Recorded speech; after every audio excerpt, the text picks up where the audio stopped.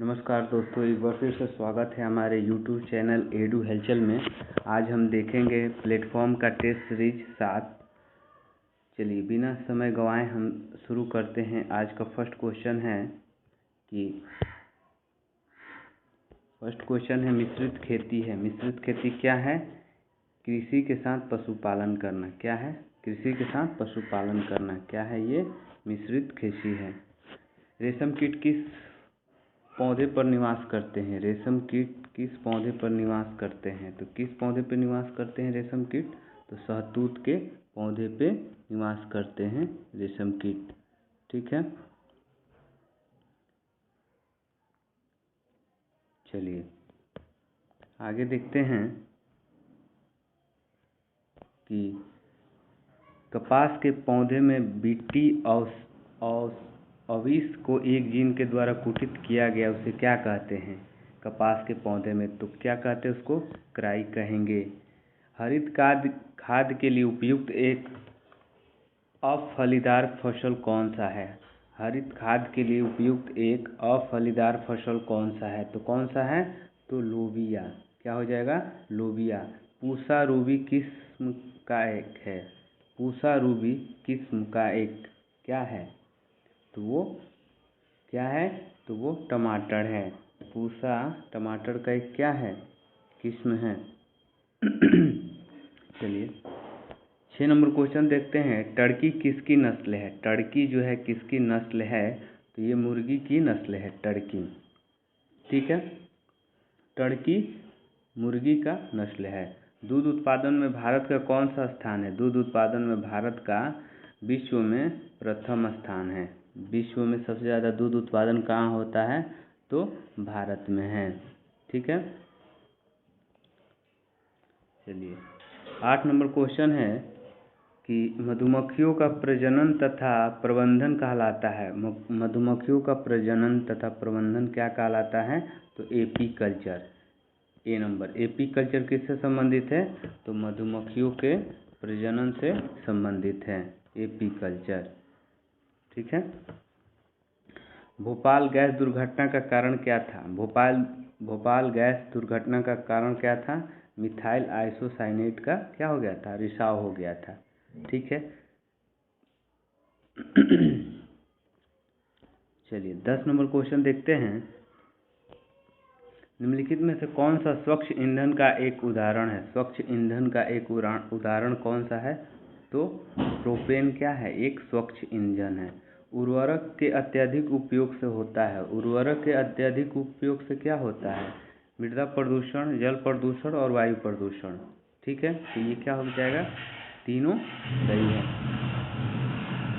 चलिए 12 number question देखते हैं। वायु फलक में कमी का परिणाम होगा। वायु फलक में कमी के कारण क्या होगा? पादप फलक में कमी के परिणाम क्या होगा? तो क्या होगा? वातावरण में कार्बन डाइऑक्साइड की क्या हो जाएगी? वृद्धि हो जाएगी। ठीक है, चलिए 13 नंबर क्वेश्चन देखते हैं। जैव आवर्धन का सर्वाधिक विषाक्त संकेंद्रण होगा। जैव आवर्धन का तो क्या होगा? द्वितीय उपभोक्ता में। क्या होगा? तो द्वितीय उपभोक्ता में। 5 विकासशील देशों के अंतर्राष्ट्रीय संगठन ब्रिक्स में कौन से देश शामिल है? ब्रिक्स में कौन से देश शामिल है? ब्राज़ील, रूस, भारत, चीन और दक्षिण अफ्रीका। क्या है? ब्रिक्स में ब्राज़ील, रूस, भारत, चीन और दक्षिण अफ्रीका। 15 नंबर क्वेश्चन देखते हैं। इसको मिलान करना है तो क्या हो जाएगा? नेशनल इंस्टीट्यूट ऑफ इम्यूनोलॉजी कहाँ है? इम्यूनोलॉजी तो ये है दिल्ली में। ठीक है, और national centre for sale science ये कहाँ है? ये पुणे में है। और central for DNA fingerprinting and diagnosis ये क्या है? तो ये हैदराबाद में ही है। और नेशनल ब्रेन रिसर्च सेंटर कहाँ है? तो ये गुड़गांव में। यानी कि ऑप्शन क्या होगा? ए का 4 और बी का 1 और centre for finger printing and diagnosis Hyderabad, यानी कि बी नंबर आंसर हो जाएगा। चलिए 16 नंबर क्वेश्चन देखते हैं। बंधुआ मजदूर कब लागू की गई? बंधुआ मजदूरी कब लागू की गई थी? ये 1976 ईस्वी में बंधुआ मजदूरी लागू की गई थी। भारतीय वायुसेना में निम्नलिखित में से कौन सी कमान नहीं है? कौन सी कमान नहीं है? यानी कि उत्तरी वायु कमान नहीं है, पश्चिमी वायु, दक्षिणी पश्चिमी और मध्य वायु कमान है, और उत्तरी वायु कमान नहीं है। ठीक है। भारतीय वायुसेना की गठन कब हुआ था? तो 8 अक्टूबर 1932 को भारतीय वायुसेना का गठन हुआ था, इसको याद रखेंगे। यूरोपीय centre for nuclear research, European centre for nuclear research सर्न की प्रयोगशाला कहाँ है? तो कहाँ है? तो ये है जेनेवा में, स्विट्जरलैंड में। कहाँ? स्विट्जरलैंड के जेनेवा शहर में है। चलिए 19 नंबर क्वेश्चन देखते हैं। मानव विकास सूचकांक प्रतिवर्ष किस संस्था द्वारा जारी किया जाता है? मानव विकास सूचकांक, ये बहुत फेवरेट क्वेश्चन है हर एग्जाम के दृष्टि से। तो क्या हो जाएगा? यूएनडीपी। कौन करता है इसको? यूएनडीपी करता है। ठीक है। और इसका स्थापना कब हुआ था यूएनडीपी का? तो 1990 में इसकी स्थापना हुआ था। ठीक है।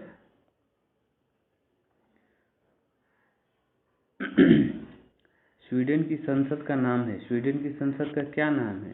तो रिक्सडॉग। क्या है स्वीडन की संसद का नाम? तो रिक्सडॉग। भारत में प्रथम स्टॉक एक्सचेंज किस वर्ष स्थापित किया गया था? तो किस वर्ष स्थापित किया गया था? तो 1875 में भारतीय स्टॉक एक्सचेंज को स्थापना की गई थी। चलिए, यूनेस्को द्वारा निम्नलिखित में से किस क्षेत्र में योगदान के लिए कलिंग पुरस्कार दिया जाता है? 1952 से कलिंग पुरस्कार का वितरण शुरू हुआ था। तो ये यूनेस्को द्वारा किस योगदान के लिए दिया जाता है? किस क्षेत्र में योगदान के लिए जाता है? तो ये विज्ञान के क्षेत्र में कलिंग पुरस्कार दिया जाता है। ठीक है।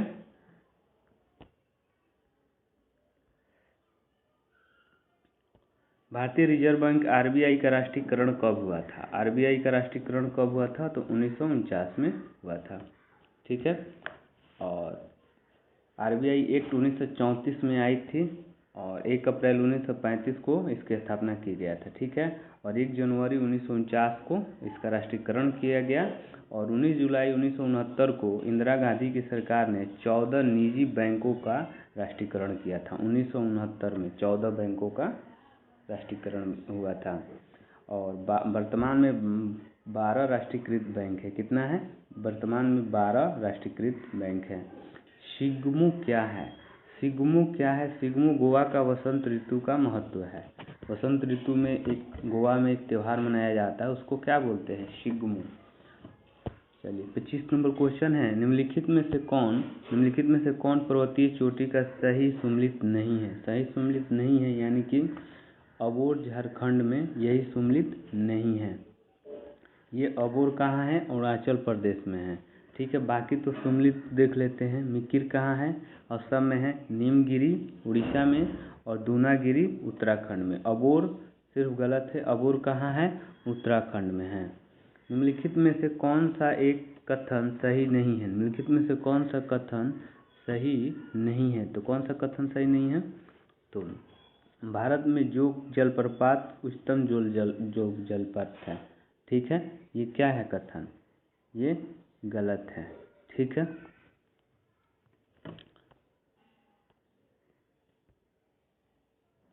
निम्नलिखित नदियों को ध्यान में रखते हुए कावेरी नदी की सहायक नदियों की पहचान करें। कावेरी नदियों की सहायक नदी कौन है?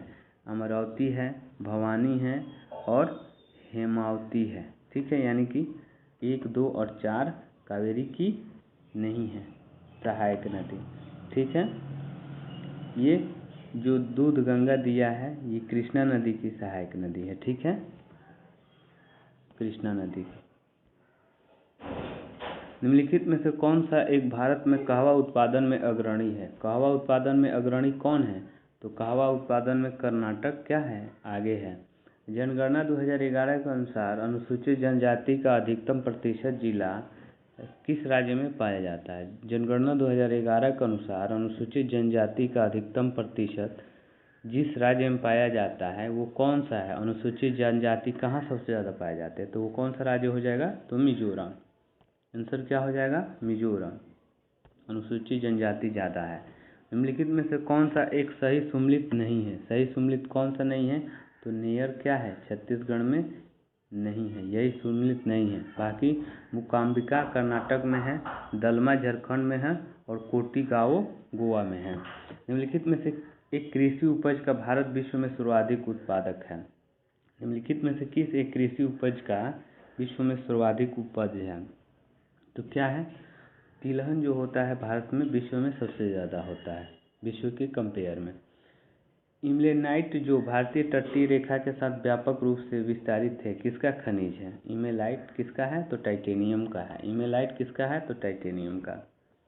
33 नंबर क्वेश्चन देखते हैं। गंगा के मैदान को एक जियोसिंक्लाइन के रूप में वर्णित किया गया है। जियोसिंक्लाइन के रूप में गंगा के मैदान को एक, ठीक। निम्नलिखित में से कौन सी एक मीठे पानी की झील है? मीठे पानी की झील कौन है? तो निम्नलिखित में से कौन सी एक मीठे पानी की झील है? तो क्या हो जाएगा आंसर? तो ये हो जाएगा बुल्लर झील, ठीक है। और विश्व में पूछता तो उसका क्या आंसर हो जाता? सुपीरियर झील विश्व में सबसे मीठे पानी की झील है। भारत में पूछेगा तो बुल्लर झील। चलिए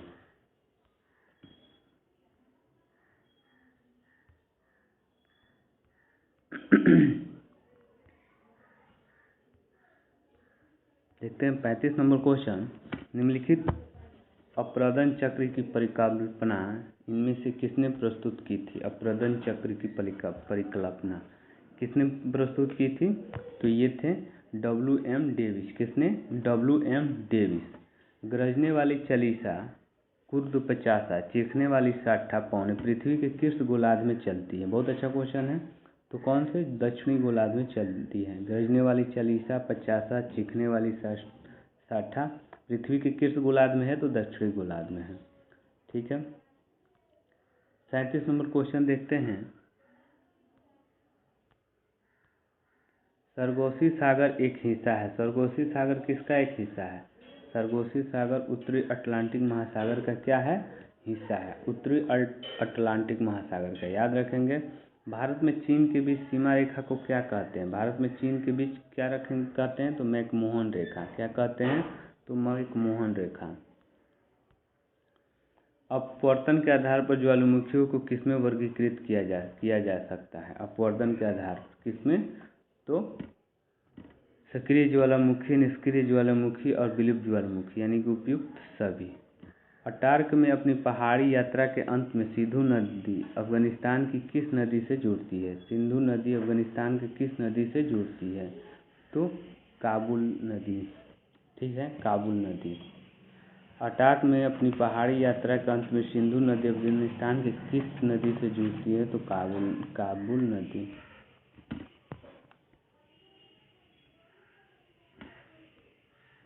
निम्नलिखित में से कौन सा विश्व में सुप्रचारित वन्यजीव अभियान 1973 में शुरू किया गया था? तो प्रोजेक्ट टाइगर। 1973 में क्या शुरू किया गया था? Project tiger. क्षोभ मंडल के बारे में निम्नलिखित में से कौन सा कथन सत्य है? क्षोभ मंडल के बारे में, तो इसकी ऊंचाई 13 किलोमीटर है। क्या है? इसकी ऊंचाई 13 किलोमीटर, ठीक।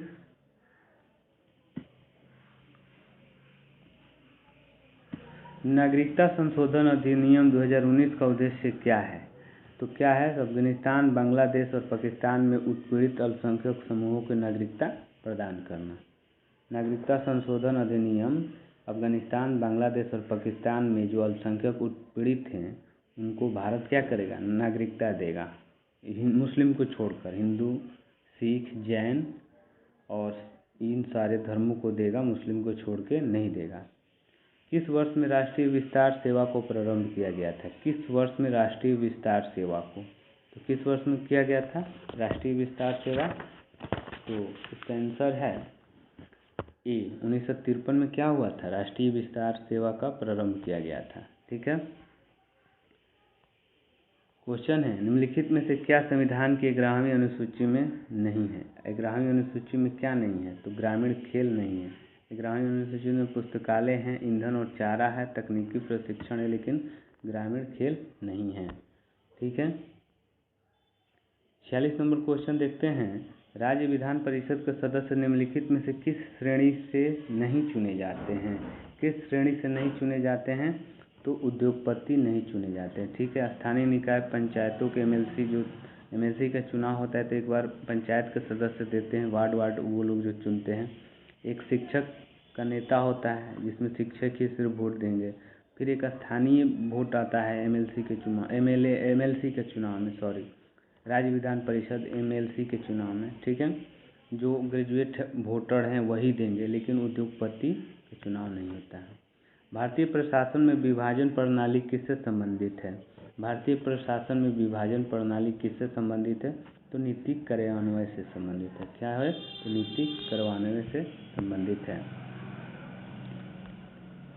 निम्नलिखित में से कौन सी संसदीय समिति कार्यपालिका को नियम विनिमय बनाने के लिए प्रत्योजित शक्ति से संबंधित है? तो कौन सा है? तो अधीनस्थ विधान पर समिति, अधीनस्थ विधान पर समिति। भारतीय संविधान का अनुच्छेद 300 किससे संबंधित है? भारतीय संविधान का अनुच्छेद मुकदमे तथा कार्रवाई से संबंधित है। किससे संबंधित है? मुकदमे तथा कार्रवाई से संबंधित है। 300, अनुच्छेद 300। 50 नंबर क्वेश्चन देखते हैं। किस राज्य में पहला लोकायुक्त स्थापित हुआ था? पहला लोकायुक्त किस राज्य में स्थापित हुआ था? तो महाराष्ट्र में। सबसे पहले क्या हुआ था? महाराष्ट्र में लोकायुक्त स्थापित हुआ था।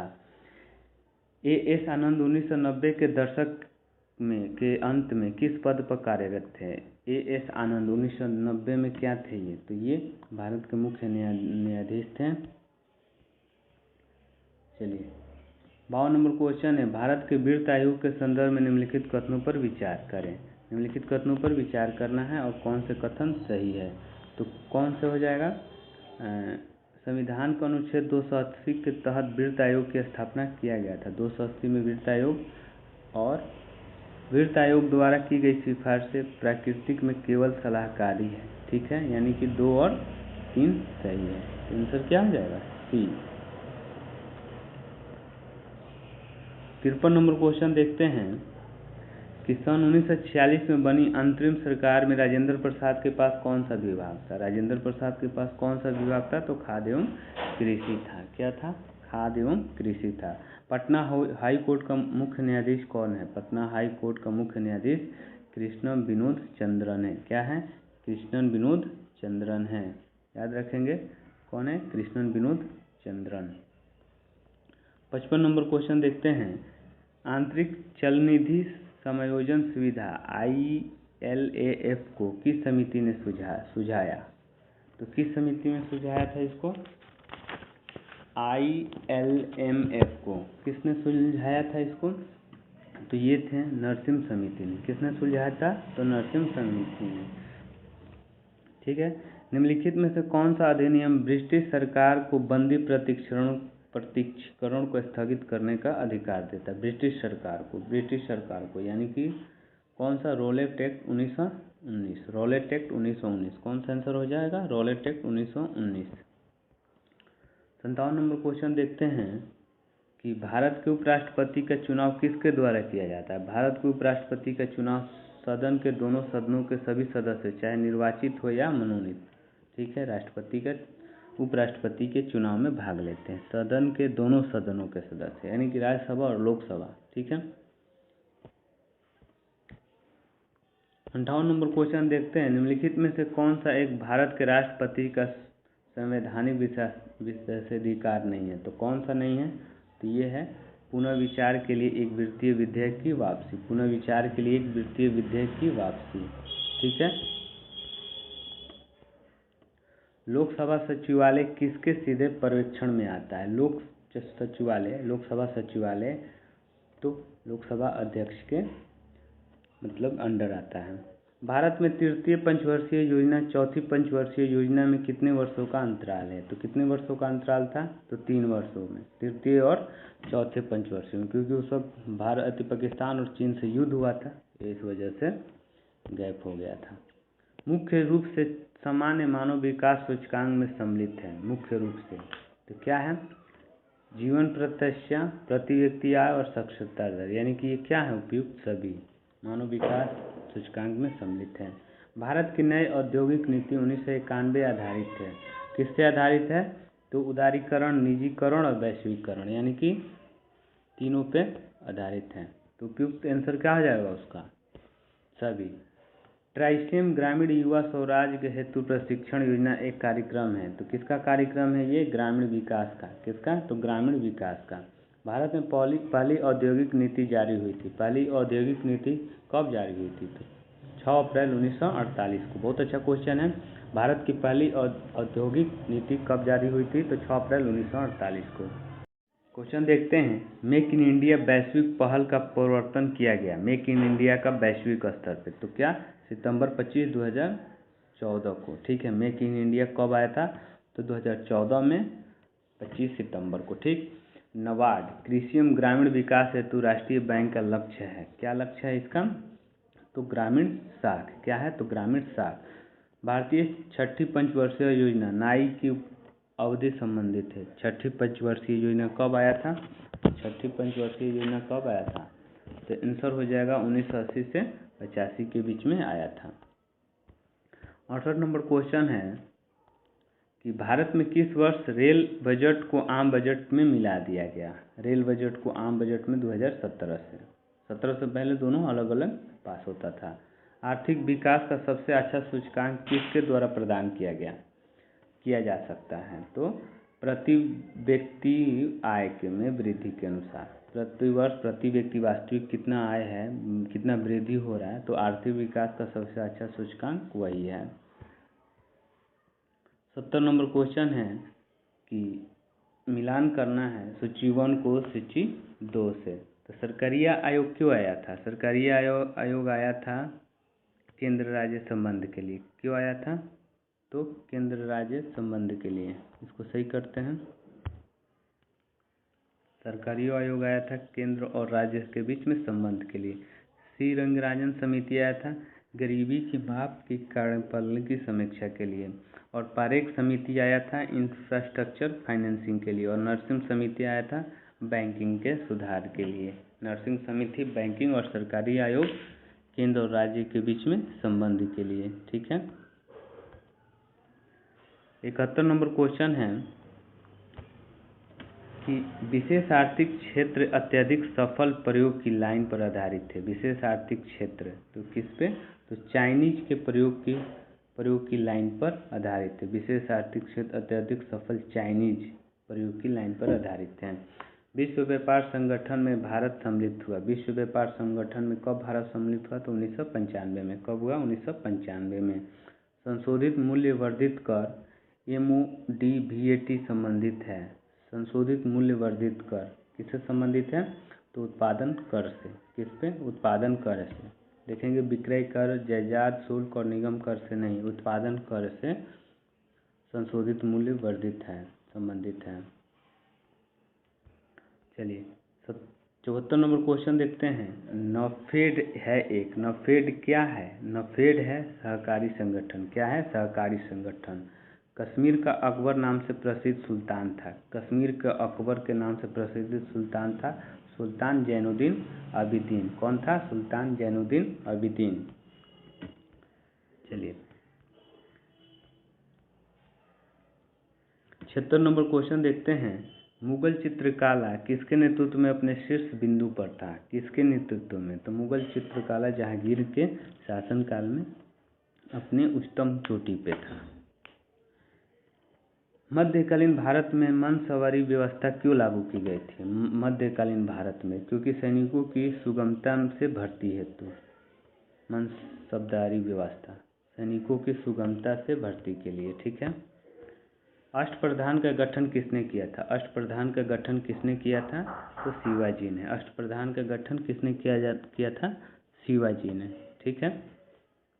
दिल्ली के किस सुल्तान ने सबसे ज़्यादा नहरों का निर्माण कराया था? बहुत अच्छा क्वेश्चन है। दिल्ली के किस सुल्तान ने सबसे ज़्यादा नहरों का निर्माण कराया था? तो कौन था वो? फिरोज शाह तुगलक। चलिए इनमें से किसने अंग्रेज ईस्ट इंडिया कंपनी के कंट्रोल के खिलाफ बगावत नहीं की, यानी कि गद्दार था? तो हैदराबाद का निजाम। ठीक है। नील विद्रोह किसके बारे में था? नील विद्रोह किसके बारे में था? तो तिनकठिया व्यवस्था के बारे में था। नील विद्रोह किसके विरोध में था? सही कर लेते हैं इसको।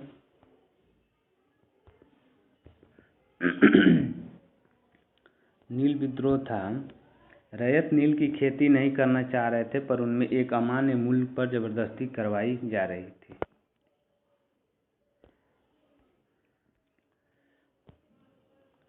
85 नंबर है, दक्कनों के दंगे का तत्कालिक कारण क्या था? दक्कन में जो दंगा हुआ था उसका तत्कालीन कारण क्या था? तो अकाल की छाया, अकाल आ गया था। रजनीपान दत्त ने कहा वे साम्राज्यवाद से लड़ते भी थे और सहयोग भी करते थे। उन्होंने किस राजनीतिक गठबंधन के बारे में ये बात कहा था? तो वो भारतीय राष्ट्रीय कांग्रेस के बारे में ये बात बोले थे रजनीपान दत्त ने। निम्नलिखित में से कौन सा एक राष्ट्रवादी समाचार पत्र नहीं था? राष्ट्रवादी समाचार पत्र कौन नहीं था? तो द टाइम्स ऑफ इंडिया क्या था? राष्ट्रवादी नहीं था। बाकी द हिंदू, द मराठी, बंगाली ये क्या थे? राष्ट्रवादी थे। प्रार्थना समाज, यंग इंडिया, लोक हितवादी, सत्य समझ समाज, रहनुमाई मजूमदार सभा के निम्नलिखित में से कौन सा सही संयोजित है? तो ये तो बहुत अच्छा क्वेश्चन है। तो कौन हो जाएगा? B, B. ठीक है, 85 का बी। प्रार्थना समाज की स्थापना कब हुई थी? 1867 ईस्वी में रानाजने दी और आत्माराम पांडुरंग। ठीक है। सत्य शोधक का स्थापना कब हुआ था? सत्य शोधक समाज का स्थापना 1873 में हुआ था।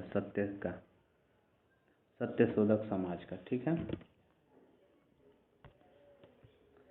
चलिए 86 नंबर क्वेश्चन है कि ईसा पूर्व द्वितीय शताब्दी का अंतिम चरण लगभग 200 BC में से कागज बनाने की कला को किसने खोजा? तो किसने खोजा था? तो ये खोजे थे चीनियों ने। किसने खोजा था? चीनियों ने। वायसराय का संधि द्वारा किसका मानमर्दन किया गया? किसका मानमर्दन किया गया? तो जर्मनी को अपमानित होना पड़ा था। द्वितीय विश्व युद्ध छिड़ने का सर्व प्रमुख कारण क्या था? द्वितीय विश्व युद्ध वायसराय की संधि। वायसराय की संधि जर्मनी पे लाद दी गई, जिससे उसको बहुत पैसा देना पड़ा। फ्रैंकफर्ट की संधि फ्रांस और जर्मनी के बीच किस वर्ष हुई थी? फ्रैंकफर्ट की संधि फ्रांस और जर्मनी के बीच कब हुआ था? तो ये हुआ था 1864 में। कब हुआ था? 1864 में। 1917 की पहली रूसी क्रांति को किस नाम से जाना जाता था? 1917 से पहले रूसी क्रांति को किस नाम से जाना जाता था? तो ये था फरवरी की क्रांति। 1917 की पहली रूसी क्रांति को किस नाम से जाना जाता? तो फरवरी क्रांति से। फ्रेंच इंडो चाइना की स्थापना किस वर्ष की गई थी? फ्रेंच इंडो चाइना की स्थापना किस वर्ष की गई थी? तो 1887 में। फ्रेंच इंडो चाइना की स्थापना याद रखेंगे 1887 में। जिनेवा समझौता द्वारा वियतनाम का विभाजन किस वर्ष हो गया? जिनेवा समझौता द्वारा वियतनाम का विभाजन 1954 में हुआ था। ठीक है, चलिए 93 नंबर क्वेश्चन देखते हैं। अमेरिका महाद्वीप की खोज 1492 ईस्वी में किसने किया था? किसने किया था? तो कोलंबस ने। बोस्टन की चाय पार्टी की घटना घटी थी। बोस्टन की चाय पार्टी की घटना 1773 में घटी थी। कब घटी थी? तो 1773 में। याद रखेंगे बोस्टन की चीन पर थी क्या? चाय पार्टी। बहुत इंपॉर्टेंट क्वेश्चन है। ठीक है, 1773 में हुआ था। और 95 नंबर क्वेश्चन है, गांधी जी के विदेशी वस्तुओं के बहिष्कार के आंदोलन का लक्ष्य क्या था? क्या लक्ष्य था? तो कुटीर उद्योगों का प्रोत्साहन। कुटीर उद्योगों का प्रोत्साहन। ठीक है। भारत के समुद्री मार्ग की खोज किसने की थी? भारत के समुद्री मार्ग की खोज की थी वास्को डिगामा। ठीक है। और भारत के निम्न क्षेत्रों में कौन सा चीड़ के वनों से संबंध है? चीड़ के वन कहाँ पाए जाते हैं? चीड़ के वन पाए जाते हैं आपके रुहेलखंड में। पृथ्वी के वायुमंडल का सर्वाधिक घनत्व कहाँ पर होता है? पृथ्वी के वायुमंडल का सर्वाधिक घनत्व कहाँ होता है? तो आपका आंसर हो जाएगा क्षोभ मंडल में। घनत्व सबसे ज़्यादा कहाँ होगा? तो क्षोभ मंडल में, ट्रेप्सोफियर। चलिए 99 नंबर क्वेश्चन है, रंग भेद की नीति के विरुद्ध आवाज़ उठाने वाला कौन थे? तो कौन थे रंग भेद के विरुद्ध? तो मार्टिन लूथर किंग। ठीक है, इसको अमेरिका का गांधी भी कहा जाता है। ठीक है, और वाशिंगटन क्या थे? अमेरिका को आज़ाद कराने में इनकी अहम भूमिका थी। ठीक, उस समिति मार्टिन लूथर किंग उस संसदीय समिति को भारत के नियंत्रण महालेखा परीक्षक की रिपोर्ट का समीक्षा करती है। उस संसदीय समिति जो भारत के नियंत्रण महालेखा परीक्षक के रिपोर्ट की समीक्षा करता है उसको क्या कहते हैं? उसको कहते हैं लोकलेखा समिति। लोकलेखा समिति, ठीक है। लोकलेखा समिति में कितने सदस्य होते हैं? क्वेश्चन पूछता है 22 सदस्य, ठीक है। 15 लोकसभा के होंगे और 7 राज्यसभा के होंगे। और नियंत्रण एवं महालेखा परीक्षक की चर्चा संविधान के भाग 5 में किया गया है। किस में किया गया है? तो भाग 5 में किया गया है। अनुच्छेद कितना है? 148 से 151 के बीच, ठीक है।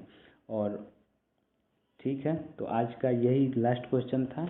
मिलेंगे फिर से नेक्स्ट वीडियो में, तब तक के लिए जय हिंद, जय भारत।